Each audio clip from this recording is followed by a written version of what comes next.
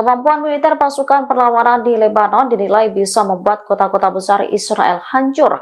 Ribuan rudal dapat diluncurkan dalam waktu 2 jam. Media Israel melaporkan bahwa Hizbullah memiliki kemampuan untuk meluncurkan sekitar 1.000 rudal di Tel Aviv dalam waktu operasional 2 jam.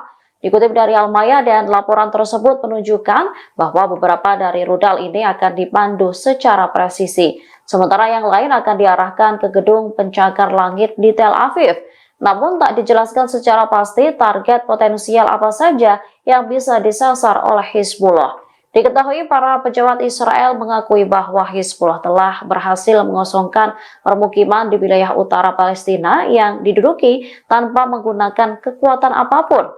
Komandan pasukan pendudukan Israel di wilayah utara telah menerima instruksi untuk tidak meningkatkan konfrontasi dengan perlawanan Lebanon.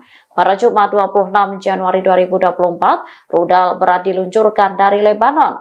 Rudal itu setidaknya menghantam 5 lokasi militer pendudukan Israel, termasuk barak dan tempat berkumpul tentara Israel di Al-Jalil Barat. Download Tribun X sekarang, menghadirkan lokal menjadi Indonesia.